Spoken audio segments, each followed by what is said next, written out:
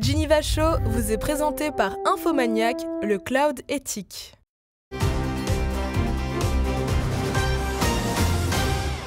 Bonsoir Francesco Iapozzuto. Bonsoir. Plutôt Franiel, parce que c'est votre double drag queen. Oui, et Mercanton maintenant, c'est fini Iapozzuto. Oui, c'est vrai. Mariée, vous êtes marié, félicitations. Merci. Bon, ça date un peu, hein. C'est votre double ou c'est un personnage derrière lequel vous vous cachez? Vous avez un rapport qui n'est pas si affirmé que ça avec cette drag queen, ce personnage. Ouais, mais tout le monde m'appelle Franny, même quand je suis comme ça. Donc, j'ai choisi ce nom aussi à la télé sans ma perruque. Donc, c'est pas vraiment un personnage, c'est plus une extension de moi, comme je dis. Ouais, une extension. Donc, ça veut dire que c'est vous. C'est pas... Ça reste moi. C'est pas non plus un personnage complètement farfelu qui vient de nulle part et qui raconte que des bêtises. C'est aussi moi, en fin de compte. On dit plus de choses en drag queen. On les dit différemment. Ouais. Ça se joue sur quel registre? Je pense que ça passe beaucoup plus dans les choses plus graves, les choses un peu plus, peut-être, qui choqueraient plus si on devait le dire comme ça entre nous, peut-être moins dans les choses peut-être qui parlent de racisme ou autre. Ça passe beaucoup plus quand vous le dites en drague. On peut être raciste en drague? Même pas, mais je pense qu'il y a certaines choses qu'on peut dire plus en drague que pas. Je pense parce que ça passe par le côté légèreté, puisque comme tout est faux, on peut dire plus de choses. Vous serez prochainement en spectacle sur scène à Genève. Ça s'appelle Bienvenue en Suisse, bienvenue chez nous. Oui. 18, 19, 20 octobre au Théâtre des Salons. Oui.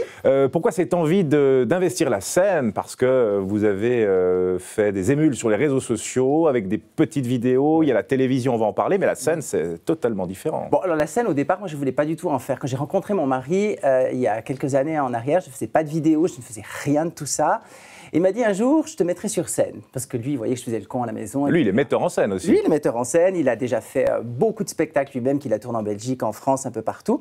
Et il avait arrêté tout ça. Et quand j'ai commencé à faire des vidéos sur Internet, ça a tellement pris que pour finir, il m'a dit, tu n'aimerais pas rencontrer ton public en faisant un spectacle? Et au départ, j'ai dit non. Et l'année dernière, il m'a dit, écoute, moi j'ai quelques idées, j'aimerais te l'écrire, si tu acceptes. J'ai dit, allons-y, soyons fous, au point où on en est. Et j'ai beaucoup aimé ce qu'il a écrit. J'ai dit, on va le tester en Valais, chez moi. Et ça a cartonné tout de suite. Donc, on a fait 10 dates sold out et on s'est dit, allez, on va partir en Suisse romande. Et là, vous vous rendez compte à quel point vos vidéos, finalement, touchent du monde, parce que les gens vous connaissent quand ils viennent vous voir. Oui, ce qui est impressionnant, c'est le phénomène des réseaux sociaux. Quand je ne peux même plus sortir sans faire des selfies. Là, j'ai passé à pied pour venir vous voir ici. J'avais des voitures qui me klaxonnaient. Oh, c'est Franny, c'est Franny. Disons que partout où je vais, maintenant, je fais des selfies. Et c'est vrai que quand on vient me voir sur scène, certains ne me connaissent pas, et c'est souvent les maris des femmes qui me suivent, qui ne me connaissent pas, mais c'est vrai que c'est impressionnant parce que j'entre sur scène et on m'applaudit un peu comme une rockstar, j'ai rien dit encore, donc c'est assez spécial comme première tournée, je trouve, parce que j'ai parlé avec plusieurs autres comédiens. Au départ, ça paraît toujours assez compliqué de se faire un public. Et puis moi, en fait, j'ai déjà le public. Puisque je joue partout sold out où je vais. Sauf qu'ils doivent acheter des billets. Et ça, c'est des fois des étapes difficiles à franchir. Ça, je pense effectivement que ça doit être des étapes difficiles à franchir. Mais pour l'instant, je n'ai pas encore de... Je dois dire que j'ai un public qui veut vraiment me voir. Et on a fait quoi? On a fait une vingtaine de dates. Et à chaque fois, c'était plein.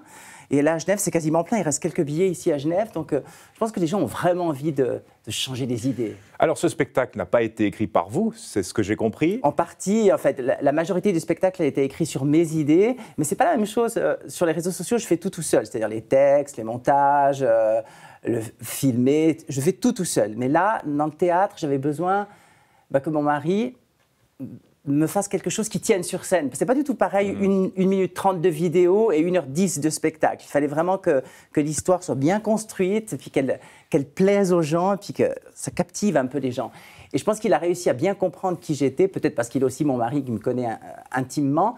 Et il a vraiment fait quelque chose de vraiment super, qui me plaît en plus à jouer. Vraiment. Quels sont les thèmes abordés?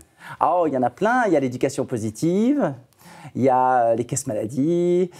Vous avez aussi... Quoi, l'éducation positive? C'est-à-dire cette fameuse éducation où on ne dit jamais non à son enfant. Ah oui. Donc, j'en fais tout un sketch sur ce que j'entends de personnes que je connais dans ces éducations positives. Il y a plein de petits thèmes comme ça que j'aborde, comme le thème LGBT aussi, que j'aborde très rarement dans mes vidéos. Mais là, j'avais envie d'en faire un petit sketch. Il y a une dizaine de sketchs. Il y a aussi le célibat, les Portugais, bien sûr. Parce que les Portugais, c'est un thème assez spécial pour moi, parce que ma première vidéo que j'ai faite sur le net, c'était au Portugal, en vacances. Et c'est celle qui m'a amené à aller plus loin, puisqu'elle avait fait 1 million de vues en même pas une journée. Donc, les Portugais sont un petit peu... porte-bonheur. Porte-bonheur dans ce spectacle-là. Première scène, je crois que c'était en 2022, c'était lors de la Pride de Bulle. Oui, c'est juste. Ça a été quelque chose qui vous a quand même mis le pied à l'étrier, en quelque sorte. Vous vous êtes dit, tiens, j'aime ça. Exactement. Alors là, c'était pas mon spectacle. Je présentais les artistes sur scène. Et quand on me l'a proposé, moi, j'avais toujours mon bon boulot à côté. J'étais formateur dans une banque. Et quand on me l'a proposé, je faisais déjà des vidéos où j'avais une petite notoriété. Je me suis dit, bon, bah, testons. Je suis en famille, en plus avec ma famille LGBT, rien ne peut m'arriver. Donc, c'était assez grisant, il faut dire ce qu'il y a. Il y avait quand même 13 000 personnes devant moi sur la scène. Et ça m'a beaucoup plu. Et c'est de là qu'après est venue l'idée, où je me suis dit, ben oui, je vais accepter l'idée du spectacle, parce que si je suis capable de faire ça, peut-être que je serai capable aussi de monter sur scène et tenir 1h10 seul. Vous êtes toujours dans la banque, là? Ou vous avez... L'année dernière, ça va faire 1 année que j'ai quitté mon job, puisque la tournée fonctionne bien. Après, il y a eu la télé, comme vous dites, j'étais engagée à la RTS pour une émission, les réseaux sociaux, les événements privés, tout ça fait que maintenant, j'ai beaucoup de chance, je peux vivre de ça. C'est un personnage, Franiel, qui est assez inspiré de celui de Marie-Thérèse Porchet. On pense que c'est inspiré de Marie-Thérèse Porchet, mais je pense que si on regarde un peu plus loin, il y a plusieurs inspirations un peu partout. Catherine et Liliane m'inspirent beaucoup, mais c'est clair que Marie-Thérèse Porchet a bercé mon enfance. Et je ne sais pas si c'est vraiment mon personnage qui s'inspire de Marie-Thérèse Porchet. Je pense que beaucoup de gens nous associent en disant ouais, c'est la nouvelle Marie-Thérèse, il lui ressemble, etc. Mais je ne sais pas s'il y a certaines choses qui m'ont inspiré, mais pas tout, effectivement. Qu'est-ce qui vous inspire particulièrement dans Marie-Thérèse Porchet? Le fait d'oser. Le fait d'oser critiquer, le fait d'oser pointer les choses qu'elle a toujours fait, d'ailleurs. Et moi, je le fais aussi, je pense que ça nous réunit, des choses qu'on n'oserait peut-être pas dire. Le fameux truc, quand on est en drague, on ose dire des choses. Parce qu'elle parle aussi beaucoup dans ses premiers spectacles, elle parlait de sa voisine aussi, qui est portugaise. Donc là aussi, on aurait pu dire, bon, elle est raciste, mais en fait, ça passe très bien parce que c'est dit d'une façon très légère. Et je pense que j'ai beaucoup appris en la regardant. J'ai vu la majorité de ses spectacles, effectivement. Et Joseph Gorgoni, c'est quelqu'un que vous connaissez, que vous côtoyez? J'aimerais. Non, je l'ai rencontré. Il ne répond pas au téléphone. Non, je l'ai rencontré une fois lors d'une interview à Sion, où je faisais cœur à cœur, et le présentateur, Jonas Schneider, nous a présenté. Et il m'a dit que lui, il n'est pas sur les réseaux, donc il ne voit pas tellement ce que je fais, mais qu'on avait beaucoup parlé de moi, puis qu'il aurait voulu aller boire un café. Mais après, il est retombé malade, et après, depuis. Mais je dis toujours, moi, je suis prêt à aller boire un petit café avec Joseph. Bon, l'invitation est lancée. Voilà. Naissance du personnage, on l'a dit sur les réseaux sociaux, c'était un beau jour de vacances au Portugal. Comment est-ce qu'il naît, ce personnage de Franiel? Disons, bon, le nom était assez facile à trouver, parce que c'était un nom qu'on me donnait souvent en colloque, quand j'étais un peu plus jeune. Donc, je l'avais repris. Elle, c'est tout simplement parce que j'ai adoré le magazine Elle, et c'est une ode aux femmes, parce que c'est voilà, elle est belle, etc. Je voulais absolument utiliser ce nom-là. Et il est né très simplement, en fait, au fil du temps. Je me suis dit, d'abord, j'avais fait un sketch, mais comme vous me voyez là aujourd'hui. Et après, je me suis dit, bon, je faisais déjà un peu de drague, mais que chez moi. Voilà, je me maquillais, etc. Puis un jour, j'ai dit, allez, faisons un gag en drague. Et ça a pris tellement d'ampleur. Et puis, je pense que c'est comme un métier, plus on le fait, plus il devient précis, puis plus j'ai compris qui j'étais, comment je suis et comment est le personnage. Mais vous avez toujours aimé quand même jouer un peu avec le genre, avec l'identité. Vous êtes toujours un peu travesti. Toujours. Quand j'étais petit aussi, je jouais dans ma chambre, je mettais les habits de ma mère, mais j'ai jamais osé le faire au grand jour. Alors, il y a la télévision, on va en parler. Vous présentez une émission qui s'appelle Hot Dog. Le concept est assez simple, c'est une émission de rencontre, mais à travers les chiens. Donc, les propriétaires se rencontrent à travers leurs chiens. Comme on dit, tel maître, tel chien. C'est un peu ça le constat de départ. Ouais, en gros, c'est ça. Le but de l'émission, en plus du côté un peu léger, c'était de montrer qu'on peut aller au-delà des apparences. Donc, quand les gens choisissent sur un iPad les candidats, ils ne voient que les photos des chiens. Donc, au départ, ben voilà, il n'y a pas de « j'aime les grands, j'aime les minces », ça, il n'y avait pas. Donc, ça, c'est très intéressant quand même. Et après, bah, quand on se voit en vrai, bah, on a la petite surprise de dire « Ah ouais, d'accord, peut-être j'aurais choisi l'autre » ou en fin de compte, non, c'est bien. Puis on va quand même se parler, on va quand même voir ce qui se passe. Et j'ai trouvé le concept hyper touchant, vraiment. Vous avez eu du plaisir Ah, j'ai eu un plaisir monstrueux de faire cette émission. Et puis, j'avais très, très peur au départ, quand on l'a tournée, de me dire mais est-ce que ça va marcher? Est-ce que ça ne va pas être pris au ridicule? Puis en fait, d'après les chiffres, ça a cartonné. Les gens ont beaucoup aimé l'émission. D'ailleurs, on m'en parle encore aujourd'hui, c'était la saison d'été. Mais partout où je vais, on me parle de hot dogs. Les gens veulent revoir hot dogs, veulent me revoir dans une émission. Donc, ça me pousse à aller plus loin, en fait. Cette aventure à la télé, elle démarre comment? Elle démarre grâce à une voisine. Lorsque j'habitais Neuchâtel, cette dame m'avait prêté mes premiers habits de drague et sa fille était productrice à la RTS. Moi, je ne faisais pas de vidéo, rien, je faisais juste des petits maquillages. Et un jour, elle me présente sa fille, voilà, on a accroché, mais très simplement. Et quelques années après, 2-3 ans après, elle me dit, elle s'appelle Valérie Rouska, elle me dit, j'ai un concept d'émission que j'aimerais tenter, mais j'aimerais que ce soit toi qui la présente. Est-ce que tu es d'accord? Et puis 2, de faire un casting. J'ai dit, bon, allons-y. C'était un peu la même période que la Pride. Et on a fait un pilote, et ça a tout de suite plu à la RTS. Et puis pour finir, voilà, ça a été très vite après. Et là, cette émission, vous la faites en Franny, hein, vous ne la faites pas en Franiel. Voilà, en Franny. Tout simplement parce que je pense que c'est pas moi la star dans cette émission, c'est les autres que je mets en avant. Parce que quand vous présenté en drague, surtout mon personnage, les gens qui viennent me voir, il y a tout de suite une espèce de distance qui se crée parce que voilà, je fais 2 mètres, je suis un peu impressionnant, elle est assez belle, il faut dire ce qui est, et donc ça crée peut-être quelque chose d'un peu plus avec une barrière. Tandis que là, quand je n'ai pas ma perruque, c'est les gens que je mets en avant. Moi, c'était pour ça que je voulais faire ça aussi, c'était donner la possibilité aux gens de raconter leur histoire de cœur, et on n'a pas l'habitude en Suisse de raconter ce qui nous arrive intimement. Donc, dans cette émission, il y a des gens qui viennent de tout horizon, qui ont osé dire aux gens moi, dans ma vie amoureuse, parfois j'ai merdé, parfois j'ai souffert, mais je suis là et je vous montre qu'on est tous pareils. Vous n'avez pas de chien? Plus maintenant, non. J'en ai eu. Ça ne vous donne pas envie de reprendre un chien, si, cette émission? Mais c'est le temps. Moi, quand j'ai parlé avec tous ces gens, ils les promènent des heures et des heures par jour. Un chien, c'est un investissement. J'ai pas envie de. Pour le moment, j'ai pas le temps.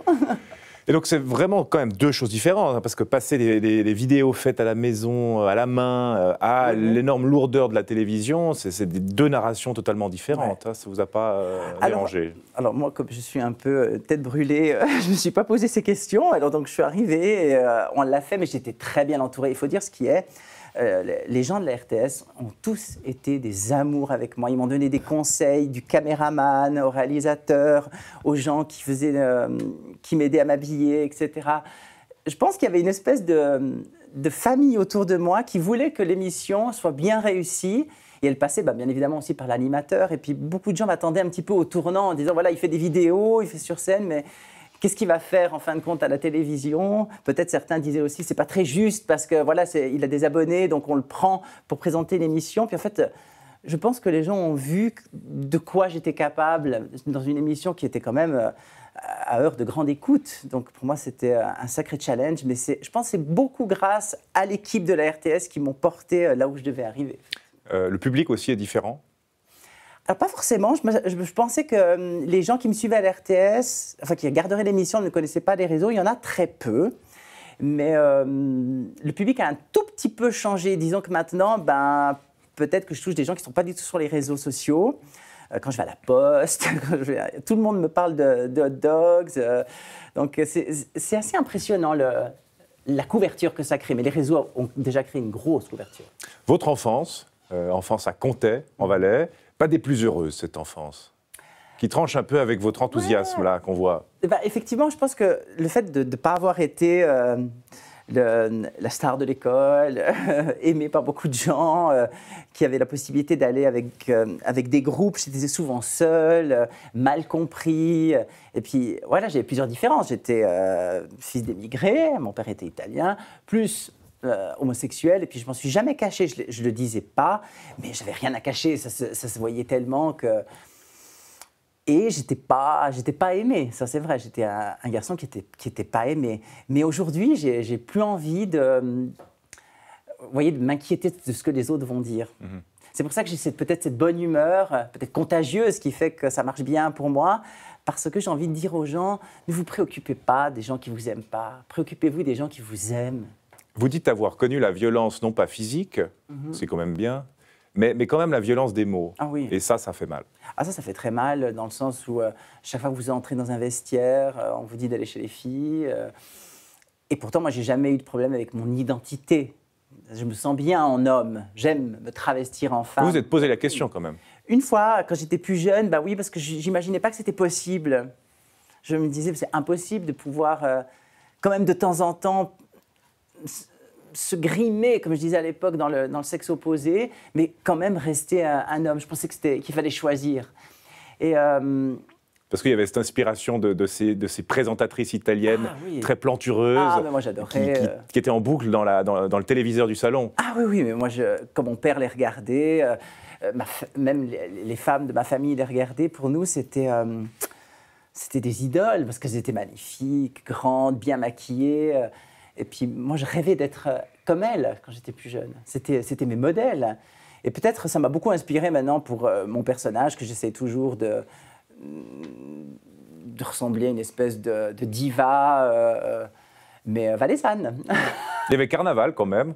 Oui. Là, c'était des moments de joie. Alors là, oui, quand mes parents ma mère m'a enfin laissé m'habiller en femme pour Carnaval, mais j'ai dû négocier pendant je ne sais pas combien de temps. Puis le jour où je pense que c'est là qu'elle a compris qu'il y avait un truc où il fallait me laisser aller un petit peu, parce qu'elle voyait que j'étais quand même malheureux. Et depuis là, j'ai compris que je pouvais aller dans le sexe opposé pour faire du spectacle. Parce que le regard des parents a été aussi assez difficile à passer. Alors, déjà, vous avez l'homosexualité, il faut déjà faire passer la pilule, mais ça a été encore assez simple. Mais le fait de s'habiller en drague, ma mère a eu beaucoup de peine au départ, parce que peut-être qu'elle avait cette peur de perdre son fils et que je veuille changer de sexe, ce que je peux comprendre au départ. Les parents, c'est clair que voilà, il y a un tel changement et c'est difficile à accepter, à accompagner. Et après, au fil du temps, en fait, elle a beaucoup aimé ce personnage qui lui a fait penser à sa mère, qui n'est plus là. Et je pense que pour elle, maintenant, elle est très fière et elle s'en fout. Mais il lui a fallu du temps. Comme quoi, on peut toujours changer d'avis et puis que chaque chose en son temps. Et vous, qu'est-ce qui vous a permis d'avancer et de mettre de côté toutes ces ondes négatives? Alors, disons que ce qui m'a permis de dire maintenant je le fais, c'est le Covid. Quand le Covid est arrivé, puis que j'ai vu que la vie pouvait voilà, finir comme ça du jour au lendemain, et puis qu'on était tous enfermés, je me suis dit, mais j'ai plus de temps à perdre. C'est qu'on a aujourd'hui l'impression qu'on est immortel. Et donc, on perd du temps. Et le temps est très précieux. Et c'est ce que j'ai voulu faire, justement. Je me suis dit, ah non, là, il faut foncer, je vais mettre en drague, on compensera ce qu'on veut de moi à la banque, que les gens que je forme me voient sur les réseaux, je m'en fous. Et j'ai très bien fait parce que c'est surtout les peurs qui nous freinent. Donc voilà. Est-ce qu'il y a des petits garçons, des petits vous, qui vous écrivent ou à qui vous avez pu, je ne sais pas, oui. Avec qui vous tissez des liens en leur donnant des conseils? Alors, j'ai beaucoup de gens qui m'écrivent, des parents surtout, merci parce que mon fils vous aime beaucoup, ma fille aussi, peut-être parce que ces enfants sont trop jeunes pour être sur les réseaux sociaux, donc ils ne m'écrivent pas directement. Et certains ados aussi que je vois en spectacle, mais c'est beaucoup les parents en fait, les parents, les grands-parents. Par exemple, dans mes spectacles, ce qui est assez improbable, je ne le pensais pas, mais c'est pour ça qu'on m'appelle la drag queen des hétéros, c'est très, très hétéro le public que j'ai. Et vous leur demandez à l'entrée. Vous avez le guédard. Non, ouais, j'ai presque les gens, parce que les gens ils me disent souvent, je ne sais pas s'ils sont un peu honteux certains. Je ne suis pas homosexuel. Non, il faut toujours se méfier de ceux qui disent ça. Oui. Je dis, mais il n'y a pas de problème, je m'en fous. Je suis mariée. Mais dans le sens où, vraiment, j'avais une grand-maman qui me disait, ben voyez, je suis venue avec ma fille et avec ma petite fille. On est venu en plusieurs générations, et puis ma petite fille est lesbienne, mais vous lui avez donné le courage de vivre au grand jour. Mais il n'y a pas que ça, il y a aussi beaucoup de gens qui veulent vivre d'autres choses que leur boulot habituel. Parce que moi, mon message, surtout le plus important, c'est faites ce que vous voulez et surtout vivez vos passions, sans avoir honte de qui vous êtes. Je pensais aussi beaucoup pour ça, je pense que ma popularité est là, parce que je donne envie d'être qui on veut être, peu importe, homo, pas homo, c'est pas ça la question. La culture drague, on la découvre peu à peu en Suisse, ça vient des États-Unis, très très populaire là-bas. Et puis c'est venu assez récemment en Europe, il y a la France, évidemment, à la faveur de ces émissions de télévision, ces concours de drague très très populaires. Ici, on commence un peu à s'en rendre compte que voilà, c'est un style, que c'est une discipline à part entière. Oui, alors après, c'est clair qu'il y a plusieurs styles de drague. Le drague, ça reste quand même un show, mais ça reste aussi un métier. Donc, il y a des dragues qui font de la danse, d'autres qui font du chant, d'autres qui font du lip-sync, c'est-à-dire faire du karaoké. Donc,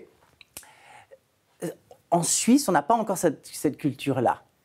Et je ne sais pas si moi, je vais aider là-dedans, parce que moi, j'ai choisi en plus une discipline qui n'est pas très utilisée chez les dragues, c'est de faire de l'humour. Comme j'étais un humoriste classique, mais en drague. Donc, il n'y a rien, il n'y a personne qui le fait. Donc, en plus, je me suis mis cette barrière parce que c'est compliqué. L'humour en Suisse est très hétéro-masculin, dans tout ce qui est stand-up et tout ça. Donc, je navigue un peu seule dans ce cercle-là. Donc, j'espère pouvoir ouvrir la voie peut-être à d'autres personnes qui aimeraient faire du drague, et du drague différemment de ce qu'on a l'habitude de le connaître, des États-Unis par exemple. J'ai parlé de cette émission de télévision, ça s'appelle Drag Race, c'est juste, en France, qui a démarré il y a quelques années, 3 je ans, crois, 3 ans. Sur la 3e édition. Ça vous botterait, ça vous intéresserait d'y participer? Avant, oui, j'aurais voulu participer à la dernière. Je suis arrivée au tout bout du casting, mais bon, c'est très drôle parce que la casteuse m'avait dit « Mais pourquoi vous le faites ? Vous avez déjà tellement de succès en Suisse, même en France, pourquoi vous avez besoin de faire une telle émission ?» Puis moi, j'avais dit que c'était pour l'expérience, parce qu'on a toujours besoin d'apprendre quelque chose chez quelqu'un. Et puis, j'aurais dit, écoutez, de toute façon, c'est la dernière fois que je tenterai le casting, parce que malheureusement, et heureusement pour moi, j'ai déjà du travail sur les quelques années qui arrivent. Jamais de commentaires négatifs sur la culture drague. Est-ce que vous prenez aussi des fois des critiques ou des gens qui ne comprennent pas ou qui sont un peu rétifs? Non, moi, c'est très rare. Mais parce que, de nouveau, mon drague parle à tout le monde dans le sens où il n'est jamais très, je dis toujours vulgaire, c'est-à-dire dans la gestuelle, il ne va jamais dans la très grande transgression, mes maquillages sont très simples, et mes thèmes sont des thèmes qui parlent à tous, les factures, la difficulté de vivre peut-être au quotidien, etc. Mais sinon, la seule chose peut-être que j'ai reçue comme peut-être insulte, c'est que je veux faire de la propagande pour les enfants. Ce n'est pas du tout mon cas. Moi, d'ailleurs, mes spectacles sont interdits aux enfants, donc il faut avoir au moins 16 ans, donc je ne le fais pas. Mais je pense que les gens confondent le drag, ça reste de la scène. On n'est pas là pour dire tout le monde doit devenir drag queen, c'est bien d'être drag queen. Ça n'a rien à voir. Il y a une grande confusion aussi chez les gens, oui, entre le fait d'être drag queen, entre le fait de vouloir changer de genre, exact, entre la sexualité. Ça peut créer de l'intolérance, cette grande confusion. Oui, parce que je pense que, comme ma mère, il faut du temps au temps. C'est-à-dire qu'on ne va pas être accepté comme ça en un claquement de doigts. Il faut que petit à petit, les gens prennent conscience, nous voient. C'est comme au départ, les homosexuels, il n'y en avait pas beaucoup à la télé, dans les séries TV. Maintenant, il y en a partout. Ce n'est pas qu'il n'y a que ça. Parce que souvent, j'entends « Oh, il n'y a que des homos partout ». Ce n'est pas vrai. C'est qu'avant, il n'y en avait pas. Et maintenant, il y en a. Donc, c'est clair qu'il faut une habitude. Et moi, je comprends qu'il faut que les gens prennent l'habitude. Mais c'est normal. C'est pour ça que moi, je ne parle jamais de mon homosexualité. Voilà, vous m'en parlez aujourd'hui. Mais vous en parlez un peu dans la presse. Ouais, mais peu. Je m'en fous. Dans vos 100 articles de presse des derniers mois. Vous êtes très, très médiatique. Oui, alors après, je ne sais pas pourquoi je suis autant médiatique. Tant mieux, j'ai de la chance. Mais mon homosexualité, ça fait pas... C'est pas moi dans ma liste je suis d'abord un garçon, j'aime le café, j'ai fait une formation dans la banque, je travaille comme comédien, voilà. Et au fond, je suis homosexuel. Ce que vous disiez sur les enfants, le fait que certains disent qu'il ne faut pas mettre des drag queens près des enfants, etc. Ça c'est quoi? C'est un argument que vous entendez ou c'est quelque chose qui vous choque quand vous l'entendez? Vous dites vous-même, pas d'enfants à mes spectacles. Pourquoi? Parce que les thèmes que j'aborde, qui n'ont rien à voir avec l'homosexualité, justement, ne sont pas faits pour les enfants. Moi, je pense, je parle des dick pics que les femmes reçoivent. Et puis, voilà, des relations hommes-femmes, des couples mariés. Donc, je ne pense pas que ça leur parle. Ouais. Mais moi, je veux juste faire comprendre aux gens que ce n'est pas nous qui allons éduquer leurs enfants. On ne veut pas les éduquer. On veut leur montrer qu'il y a plusieurs possibilités dans la vie, qu'on peut avoir un choix. Après, je peux comprendre la réticence de certains parents de se dire on ne veut pas qu'une drag queen, que mon enfant voie une drag queen. Peut-être une drag queen qui danse, qui monte ses fesses, qui fait des gestes peut-être obscènes, mais comme une femme ou un homme ferait la même danse, je peux comprendre que là, on n'emmène pas son enfant voir ça. Même moi, je ne trouverais pas ça adapté. C'est ça. Il y a toujours quel genre de spectacle? Les lectures pour enfants faites par une drag queen, moi, je trouve ça super chou. Si la drag queen, elle est habillée en petite princesse et tout, c'est quelque chose de sympathique. On ne va pas voir un show de stripteaseuse non plus. Je vais vous montrer une photo qui a fait évidemment beaucoup parler d'elle cet été. C'est la fameuse photo du banquet, le banquet de la cérémonie d'ouverture des Jeux Olympiques. Qu'est-ce que vous en avez pensé? Mais moi, je n'ai pas été choqué par cette photo. Que dire là-dessus? Peut-être heureusement qu'il y a des représentations de plusieurs genres, de plusieurs types de visions. Moi, je n'ai pas trop compris la polémique autour de cette photo. Voilà, c'est une idée artistique comme une autre. Après, je peux comprendre que peut-être on n'aurait pas voulu voir ça durant une cérémonie, mais ça a beaucoup occupé, je trouve. Ça a gâché un petit peu la fête de la France pour une simple photo de quelques drag queens qui étaient là. Il y a aussi Philippe Catherine qui était à moitié nu en schtroumpf. Ouais. Donc, à un moment donné, voilà. Merci beaucoup, Franiel. Avec On vous plaisir. retrouve au Théâtre des Salons. C'est les 18, 19 et 20 octobre à Genève. À bientôt. Beaucoup. Merci de m'avoir accueilli.